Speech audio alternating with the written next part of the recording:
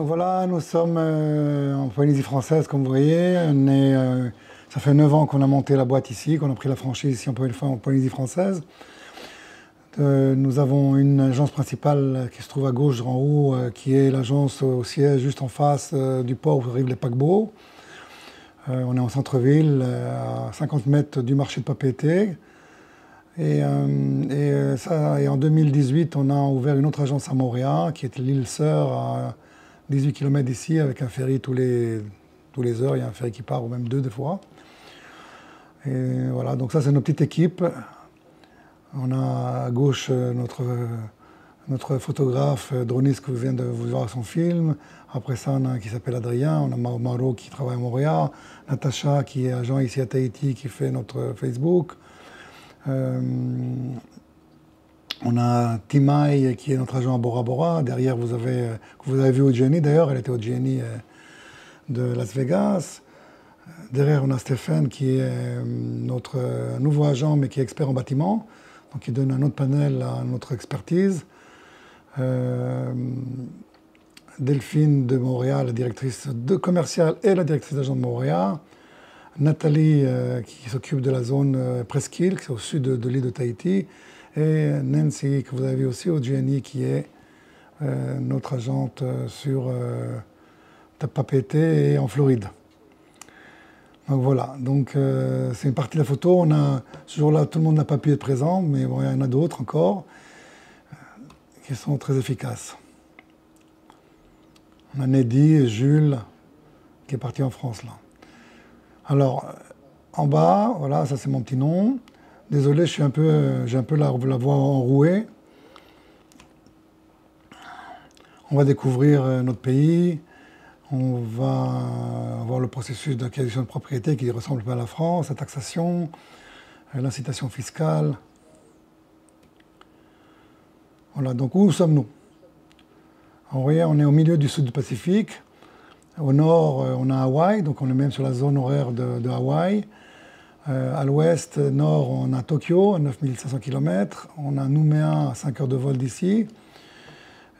Auckland, sud-ouest, à 4 heures de vol, 5h30 de vol, pardon. Et on peut aller aussi jusqu'à Sydney avec une escale à Auckland.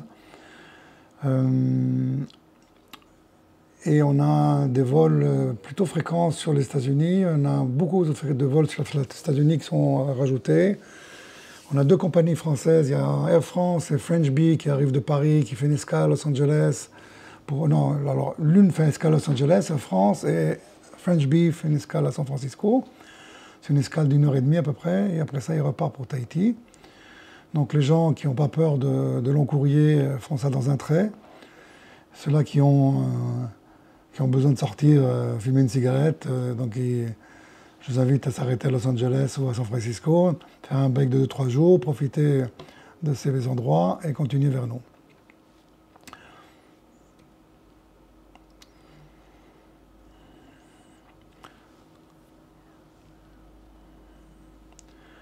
Alors, oui, on a 5 millions de... On a 5 millions de kilomètres carrés, c'est immense. En fait, quand la Polynésie française compte 118 îles, et dans 5 archipels, dont 70 îles ne sont pas habitées du tout. Les 6 îles principales, on est quand même 280 000 habitants, éparpillés sur un territoire aussi grand que l'Europe. Donc imaginez dans votre tête que Paris, ou Tahiti serait Paris, et ben, les îles australes, ce serait le Pays Basque, la frontière espagnole. Les Tuamotu, ce serait dans la zone de la Grèce, jusqu'à la Bulgarie, on irait. Et puis on a les Marquises qui arriveraient jusqu'au Danemark. Donc c'est vraiment un territoire très très vaste, très complexe, d'une façon logistique à gérer, très compliquée. Voilà. Il faut avoir beaucoup de knowledge pour se débrouiller ici. Alors vous voyez, les îles dispersées mais connectées.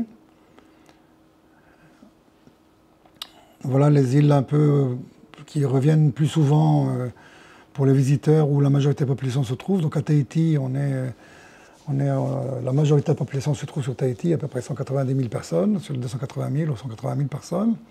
Après ça, à Montréal, il y a 20 000. Il y a des îles comme Wainé, il y a 5 000 habitants. Taha, qui est dans le même lagon que Raiatea, donc il y a 5 000 et 20 000 sur Raiatea. Raiatea, en fait, compte est la capitale des îles sous le vent. Bora Bora, que tout le monde connaît, il n'y a que 10 000 habitants. Et là, à droite, en haut, vous voyez, ce sont les îles de l'archipel des Tuamotu, où on a la plus grande île est Rangiroa, qui est aussi un hub où il y a plusieurs vols par jour vers Rangiroa qui part desservir les autres îles autour. Fakarava et Rangiroa sont connus pour des lieux de plongée mondiales. Ceux-là qui font de la plongée, obligatoire de venir ici. À Fakarava, il y a le mur des requins, et en fait, quand à la passe sud, vous pouvez faire une plongée, vous aurez 100 à 300 requins qui forment un mur entier dans la passe. C'est un spectacle énorme. Et à Rangiroa, où il y avait 2 passes, il y a la passe de Tiputa dont rentrent souvent les requins et tous les poissons, en fait, quand on passe par cette passe. Et il y a énormément de poissons, et c'est énorme.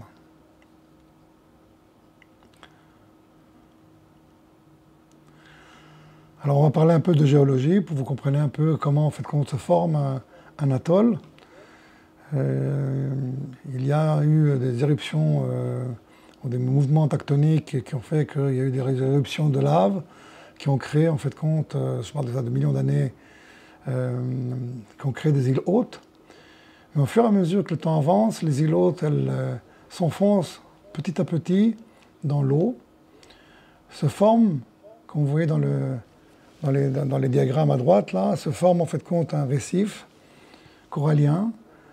Et avec le temps, les îles hautes commencent à disparaître. Donc nous, à Tahiti, on se trouve dans la phase 3, on a une île haute, on a un récif autour de nous. Pareil pour Moorea, pour Raiatea, pour Bora Bora, tout ça. Mais dans les atolls de Tuamotu que vous avez vus, comme Rangiroa et Fakarava, l'île a disparu complètement, il n'y a que le récif corallien qui reste. Donc la différence entre l'éruption et la disparition, 30 millions d'années se passent. Donc quand on parle, généralement, vous allez voir plus tard, on parle d'îlots. L'îlot, ce sont toutes ces petites îles qui se créent sur le récif corallien qui se trouve autour. En polynésien, un îlot s'appelle motu. On l'a premièrement en tahitien, motu. Vous en connaissez quelques-uns déjà. Il y a tabou, ou tatou. Tout ça, c'est des mots polynésiens.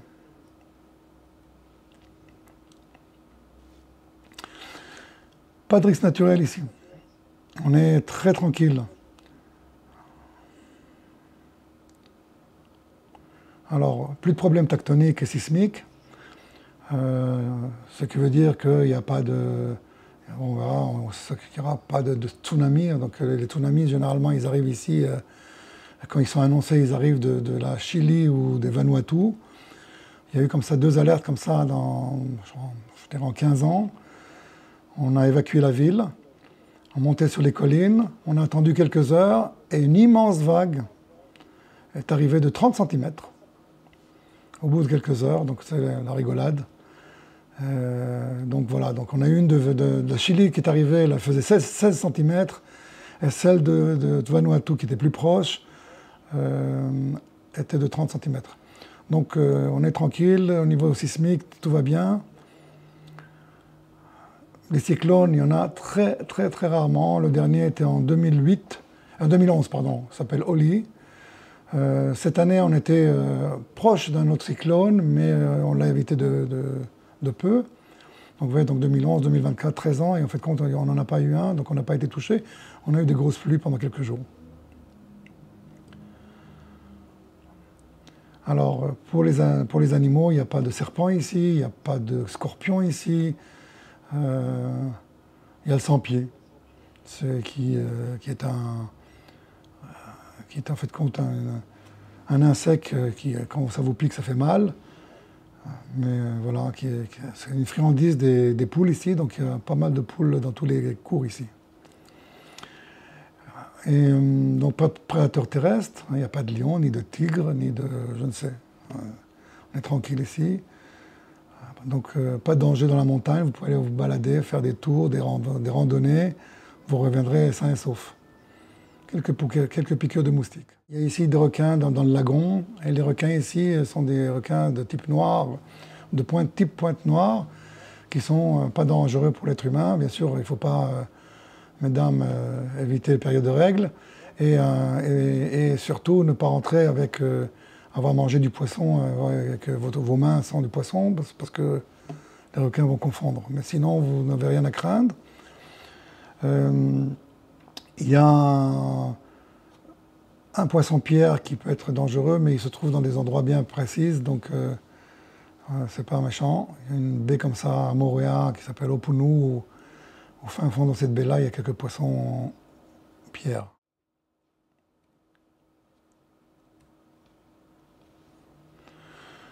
Donc l'immigration en fait de compte du peuple polynésien, il y a deux théories. Il y en a une qui arrive en fait de compte du côté de l'Amérique du Sud.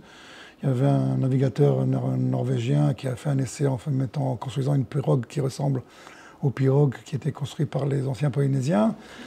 Et il s'est fait laisser dériver avec le vent et avec les courants. Il a commencé au Pérou et il a monté jusqu'aux îles de Galapagos. Il pensait que déjà son expédition serait morte et en fait de compte, 100 km avant Galapagos, le vent a tourné et il a descendu et après un bon 2 mois de navigation, il s'est retrouvé du côté des Tuamotu ici. Donc ça c'est une théorie, mais la deuxième théorie qui est considérée la plus valable, c'est celle que les gens venaient en fait de compte d'Asie, d'Indonésie en fait de compte. 1500 ans avant Jésus-Christ, qui ont commencé à coloniser la Micronésie, la Malaisie, et ils sont arrivés en Polynésie française 300 ans avant Jésus-Christ. Donc dans les îles de Société, dont l'île principale est Raiatea, qui est l'île en fait de compte sacrète des Polynésiens. Et de là commence en fait de compte l'expédition des Polynésiens dans le sud du Pacifique, sur 3 coins. Est, ça se termine vers l'île de Pâques. Vous voyez, ils sont arrivés 400 ans, entre 400 et 700 ans après Jésus-Christ. Au nord, Hawaï, 600 ans après Jésus-Christ. Et au sud, les plus récents sont les Maoris, 1250 ans après Jésus-Christ. Donc voilà, donc on a en fait compte la Polynésie française, les îles sous le vent où se trouve Tahiti sont les premiers en fait compte à être peuplés. Après ça, on a les Tuamotu et les Marquises. Et de là, des Marquises, ça part au nord, vers Hawaï, sud-est, et on parle de Tahiti du côté des Maoris. Donc il y a un lien qui est très fort en fait quand dans ce peuple. Il y a des rencontres culturelles qui se font tous les ans parmi ces peuples, des jeux et autres, des danses. On en parlera d'assez peu.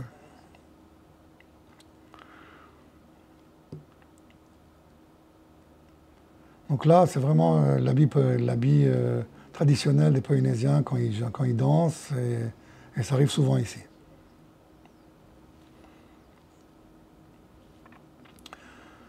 Donc une population hospitalière, tolérante, bienveillance, beaucoup d'altruisme, très connectés avec leur tradition, beaucoup de la sculpture, des danses, des chants. Vous viendrez ici, vous verrez, il y a des spectacles magnifiques. Vous avez certainement à la télévision en France. Il y a eu un concours récemment en France de tous les gens qui aiment bien la danse polynésienne qui sont concourus là-bas. Il y a des groupes français qui dansent des danses polynésiennes.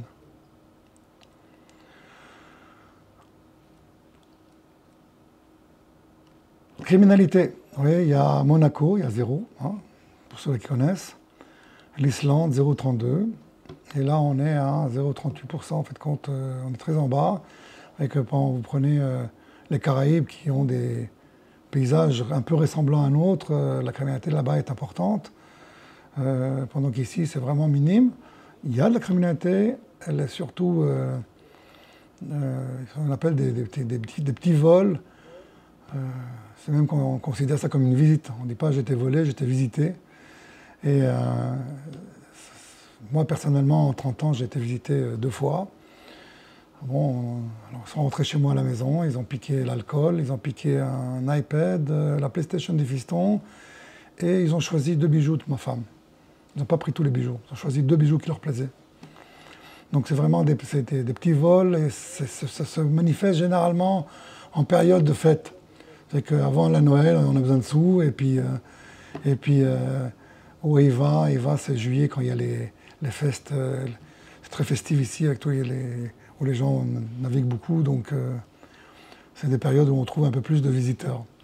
Sinon, on a un peu de violence dans la famille, dû à l'alcool. Donc on a des femmes battues et on a même des hommes battus ici. Parce que certaines femmes, je peux vous dire, c'est du costaud. Alors on est un territoire qui appartient à la France, à la Polynésie française. Et donc la justice, la sécurité, la défense, l'enseignement, tout ça est garanti d'État. Donc les tribunaux sont des juges français, la sécurité, ça veut dire la gendarmerie est là, l'armée aussi, qui est ici, d'accord. Et l'enseignement universitaire aussi est fait. On a une université ici qui s'appelle l'Université du Pacifique, et tous les enseignants, la majorité, sont des Français qui sont venus de France pour enseigner ici. Il y a certains profs qui sont issus de la Polynésie française. Mais tout le monde passe par l'éducation française. Mon fiston, là, il est en terminale. Voilà, il est à un lycée Gauguin. Il vient de passer tous des examens. Là, il fait son parcours sup pour entrer dans une université en France. Donc, on suit un cursus français complètement. L'éducation, si vous voulez, le territoire de la Polynésie française est géré par un gouvernement avec des ministères qui s'occupent de l'urbanisme, qui s'occupent de l'environnement, de la santé, de l'éducation, du social, de tout ce que vous voulez, tout ce qui tourne à la vie courante d'un territoire. Alors j'ai oublié de dire que l'argent ici, c'est le franc pacifique, mais qui est accolé à l'euro. Au début, il était accolé au franc français, et après ça, à l'euro, donc ça ne bouge pas. Vous venez avec des euros, vous pouvez acheter ici tout ce que vous voulez. Processus d'achat, c'est comme en France. On fait une offre d'achat, négociation, suite à cela, compromis de vente, généralement un dépôt de 10%, ça peut être même 5%, s'il y a un accord. Après ça, on a entre compromis de vente et la vente, ça prend 2-3 mois entre la vérification des papiers par les notaires, l'origine des propriétés, les hypothèques, NRA, nombre de renseignements d'urbanisme, tout ce qui va avec, qu'en fait compte que l'acte notarié, le client qui achète une propriété propre et clean de tout problème. Et on passe à l'acte de vente. L'acte de vente, il paye le restant du prix et les taxes qui sont un peu plus élevées qu'en France à l'acquisition. Donc les frais d'acquisition varient entre exactement, quand vous achetez dans le neuf, c'est du 3,75 pour les premiers 200 000 euros, c'est un peu plus que 210 000 euros, 209 000 euros. Et après ça, ça passe à 4,25. Une dernière loi qui a été rajoutée, qui conditionne ça, c'est que les gens qui achètent, pour bénéficier de ce taux bas ici en Polynésie, doivent habiter 5 ans dans ce bien. Sinon, les droits sont de 9% pour les premiers 25 millions ou 209 000 euros. Et après ça, ça passe à 11. Et ça, c'est sur tous les propriétés. Récemment, le 15 décembre, le territoire avait voté une loi comme quoi que même les SCI seront taxés sur le droit commun. Mais apparemment, cette loi est actuellement, hier, il y a eu un rendu du receveur public, il y a un recours qui a été fait au Conseil d'État, et le receveur public donne validation à son contraire à cette loi. Et je crois que demain, ça va être statué. Dans 3 semaines, on aura le résultat. Donc généralement, le Conseil public, le Conseil d'État, en fait, compte, valide le receveur. Donc c'est une loi qui va tomber et à nouveau, on pourra revendre des CI à 5% au lieu de vendre à 12%. Je vous tiendrai au courant s'il faut. Sur les villas louées, on a une taxe foncière qui est en fait compte un peu plus importante parce qu'elle est prise par rapport au chiffre d'affaires qui est loué, en fait compte le loyer qui est loué. Mais bon, ça représente en gros presque un mois de loyer. Sinon, la taxe foncière ici, elle est de 0,04% de la valeur des constructions. Donc les terrains ne sont pas taxés. Donc pour avoir un terrain de 100 hectares et une petite bicoque qui vaut 100 000 euros, eh ben vous paierez 400 euros par an, un truc comme ça. Donc, à savoir, ici, on n'a pas d'impôt sur les revenus. On n'a pas d'impôt sur la succession et on n'a pas d'impôt sur le patrimoine. Il y a des impôts divers, il y a la TVA, comme on va en parler après, il y a aussi les droits de douane qui sont plus élevés qu'en France. Et puis on a des droits sociaux, parce qu'on a en fait compte ici, tout le monde a la protection sociale. Le SDF dans la rue ne paye pas en fait compte sa protection sociale. S'il a un problème, il va au dispensaire ou aux urgences et il sera traité. Donc la TVA, il y a des produits de nécessité qui sont à 5%. Les prestations, comme nous, les agents immobiliers, eh ben, on paye 13% sur nos honoraires. Et il y a certains produits importés qui sont à 16%. Pourquoi nous rejoindre? Donc on est loin de tout le monde, donc loin des dangers. Exemple, ce qui se passe actuellement dans le monde, Moyen-Orient, Ukraine et compagnie, même la zone de l'océan chinois là, qui s'enflamme un peu. On est loin. On est loin, on est petit. Disons que s'il y a un gros conflit, je crois qu'on sera les derniers à être embêtés. Le mode de vie très calme et on est connecté sur Internet comme vous voyez. Donc vous pouvez déménager ici et continuer vos activités. Il y a pas mal de gens qui le font. Température agréable ici, toute l'année ça varie je dirais entre 22 et 30 degrés, 32 degrés. Voilà, une nuit très froide c'est 17 degrés. Hein. Et on met une doudoune, hein, on a froid non. Et donc pas de cyclone, pas de tsunami, des courtes pluies tropicales. Quand il pleut ici, ça ne fait pas semblant, c'est des seaux d'eau sur la tête, mais voilà, il y a au moins les plantes qui sourissent. Stabilité, on a gardé la garantie de la France qui est là, monnaie fixe et un peuple très agréable. On ne vous agresse pas dans la rue. Beaucoup de stars ici viennent ici en Polynésie française pour passer leurs vacances parce qu'il n'y a pas de paparazzi et que la population ici s'enflamme pas quand ils voient une star arriver ici. Et il y a du beau monde qui arrive ici. Tous les grandes stars d'Hollywood sont ici une fois par an. Bien sûr, vous avez un titre français complet quand vous achetez ici. On a tous les corps des cas, vous voulez construire quelque chose. On a ici des architectes des PLG, on a des constructions, tout est vérifié. On a des sociétés de contrôle comme la Socotec et Veritas. Et puis on a un registre notarié. On a de la fiscalité, pour tout simplifier, il y a de la défiscalisation. Donc vous voulez construire un projet.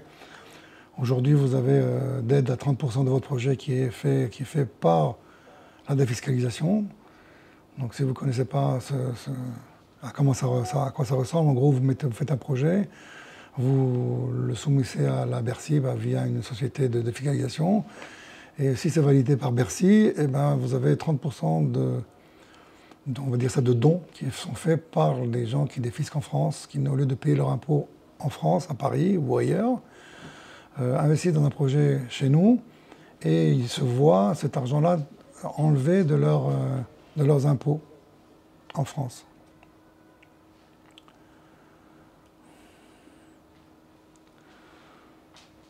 Donc là, voici, ça c'est une maison qu'on a rentrée récemment, qui se trouve dans un quartier à Tahiti. Un petit film pour vous illustrer ça.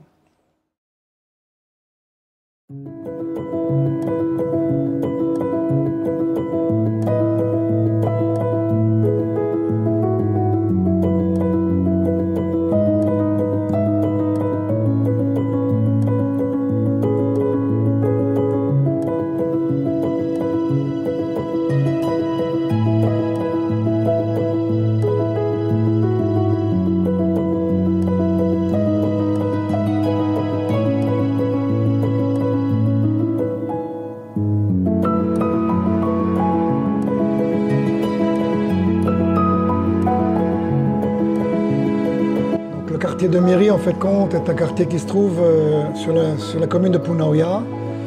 Tous sont le coucher de soleil. Et là, c'est une maison à plusieurs niveaux.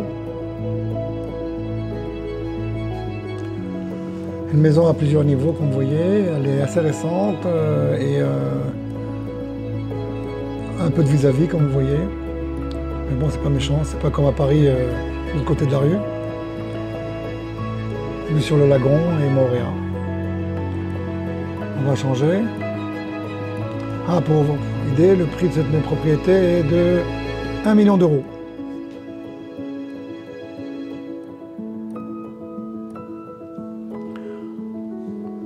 Donc là, on change, on va dans une grosse propriété qui se trouve sur la même commune, mais un peu plus loin, au PK17, au PK16, dans la montagne.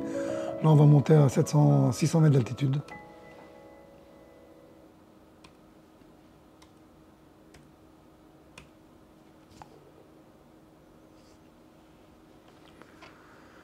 Là, on se trouve sur une propriété qui fait 700 mètres carrés sur 1 hectare, une maison de style gréco-romaine qui change complètement du paysage polynésien.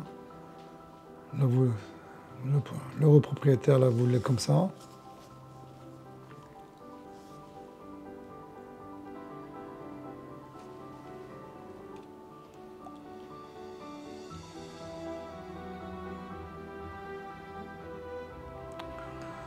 Ça, c'est la vallée de Temaruata, en fait, compte.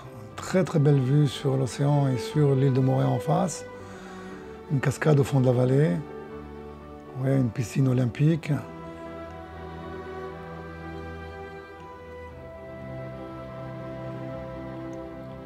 Ouais, une petite fontaine. Les bâtiments autour que vous voyez sont des suites pour des amis. Et là, on rentre dans la maison principale. On va traverser.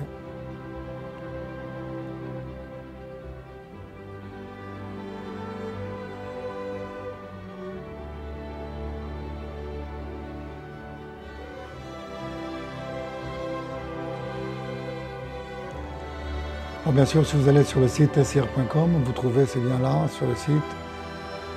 Pour cette villa en particularité, on a même une visite 3D. Vous pouvez vous balader tranquillement, prendre le temps.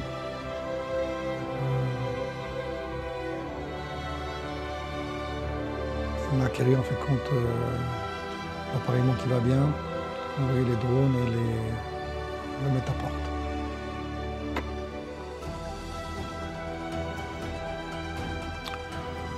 On rentre dans la chambre parentale, vue à la salle de bain,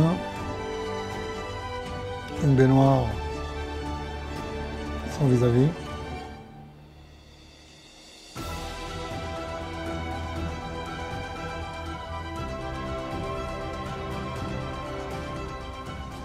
Voilà, je crois que vous avez compris le concept, on va changer.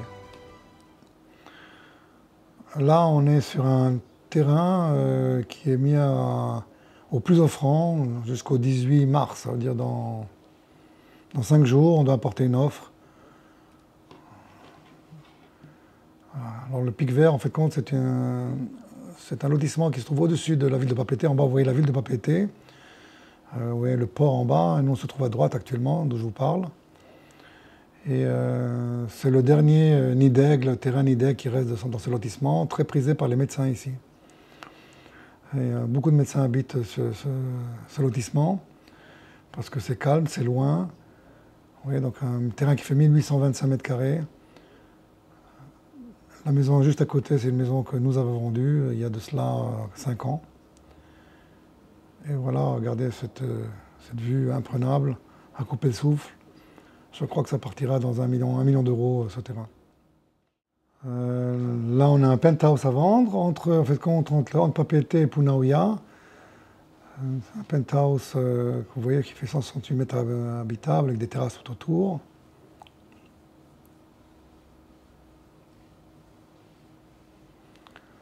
Une immense terrasse avec une super vue. On voit l'aéroport en fait compte de Tahiti en dessous. Donc c'est une vue agréable parce qu'on voit les avions arriver et partir. Comme une tour de contrôle.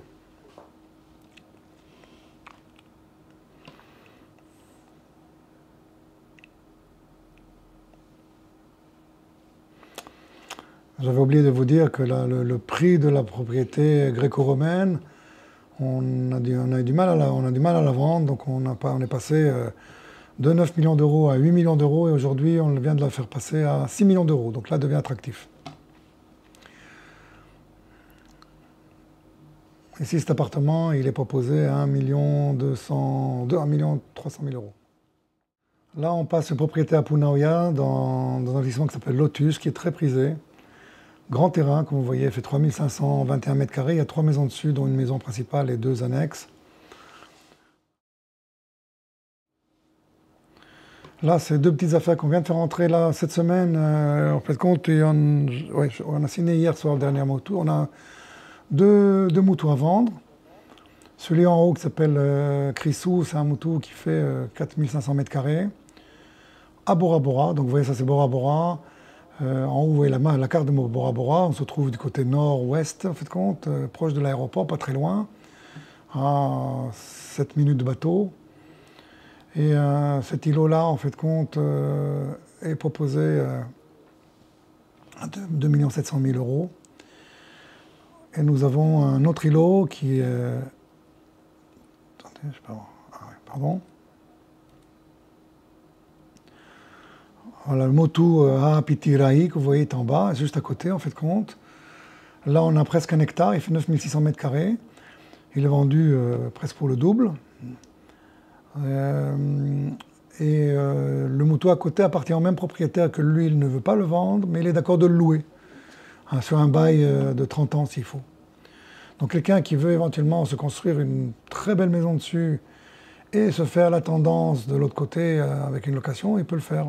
Ou il achète cet îlot-là qui devient en pleine propriété et il construit tout sur cette île. On ne peut pas construire plus qu'une grosse maison dessus parce que ces îlots-là sont considérés en zone rouge du côté de la mer. Donc il n'y a que le milieu en fait qui est constructible. Un petit film pour terminer avec un petit vœu à tous.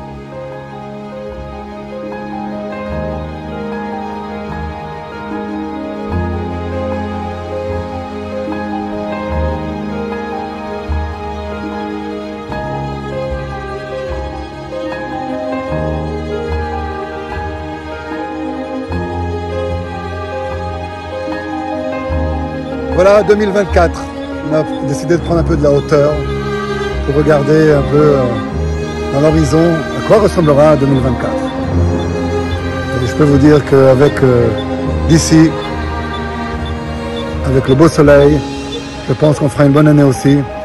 Je veux remercier toute notre clientèle et toute la population qui nous soutient depuis l'ouverture de cette boîte.